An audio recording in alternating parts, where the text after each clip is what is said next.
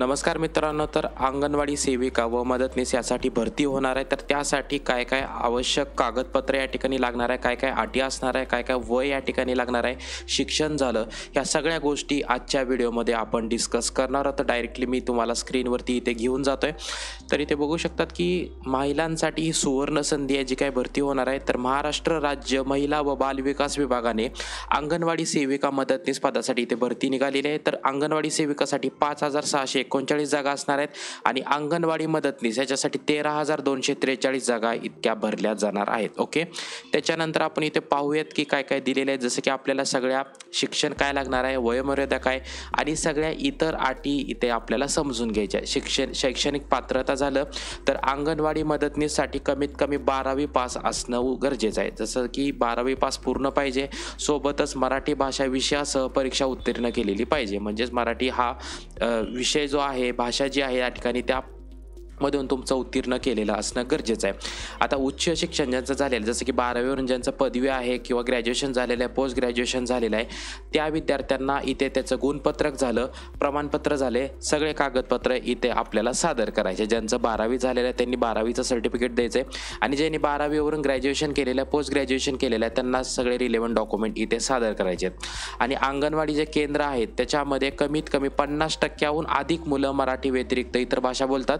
या केंद्रासाठी संबंधित भाषेचे ज्ञान असलेल्या उमेदवारांना प्राधान्य दिले जाईल. म्हणजेच अंगणवाडी केंद्रामध्ये 50हून अधिक टक्के जे मुलं आहेत ते इतर भाषा बोलत असतात, तर त्या संबंधित असणाऱ्या, तर आपले जे काही मराठी भाषेचं ज्ञान आहे त्याच उमेदवारांना इथे प्राधान्य देण्यात येईल.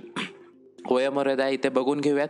तर किमान वय तर 18 वर्ष. तर 18 फेब्रुवारी 2025 रोजी तुमचं वय कॅल्क्युलेट केलं जातं. तर कमीत कमी 18 वर्ष पूर्ण पाहिजे. तर वयाच्या 35व्या वर्षापर्यंत तुम्ही हा फॉर्म अप्लाय करू शकतात. आता विधवा उमेदवार असतील ते पण अप्लाय करू शकतात.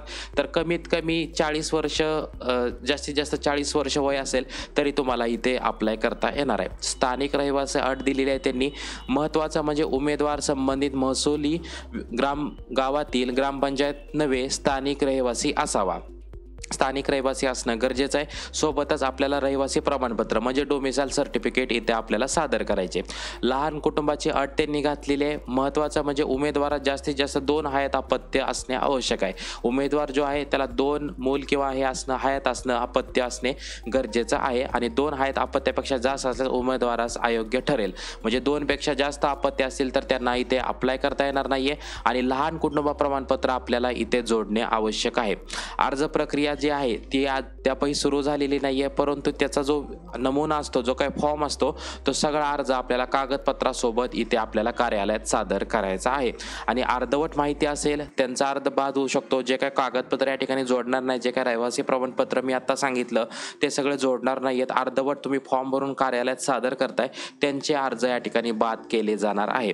आता अर्ज सादर करायचा आहे तर ते सुद्धा निश्चित तारखेमध्ये स्वीकारले जातील. जे काही डेट त्यांनी दिलेली आहे त्या तारखेमध्ये, त्याच टायमिंगमध्ये तुम्हाला जाऊन त्या कार्यालयात सादर करायचे आहेत. आणि शासकीय जी काही सुट्टी आहे त्यांची त्या दिवशी तुम्हाला अर्ज या ठिकाणी सादर करता येणार नाहीत आणि स्वीकारले सुद्धा जाणार नाहीये.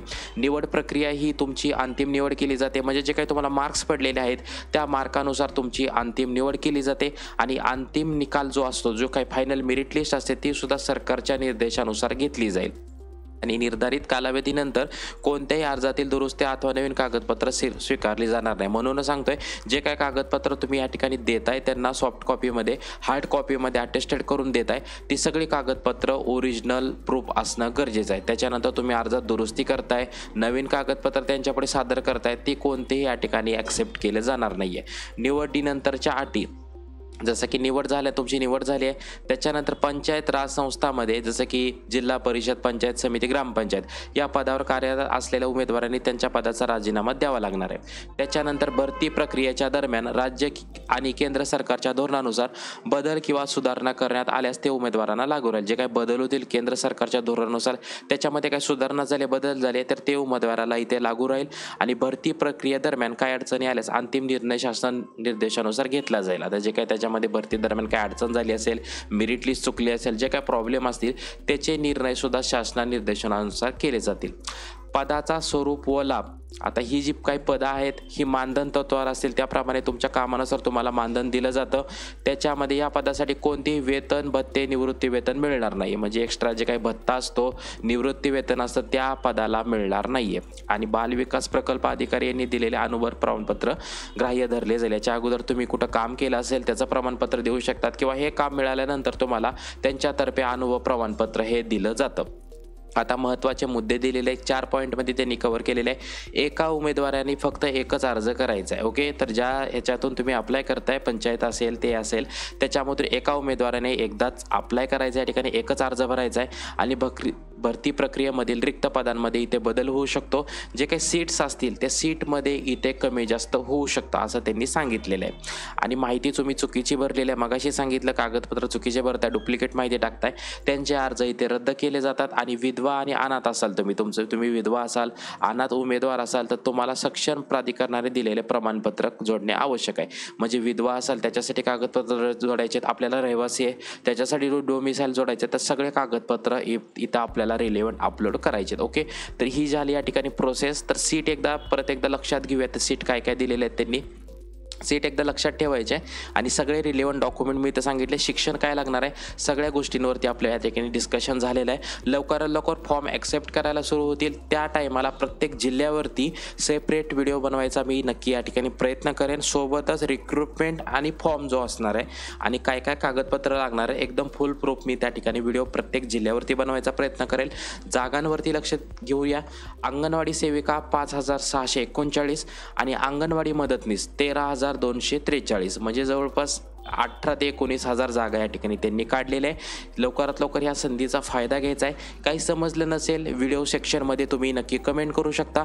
आणि अशाच महत्त्वपूर्ण अपडेटसाठी चॅनलशी कनेक्टेड राहायचं आहे. जय हिंद, जय महाराष्ट्र.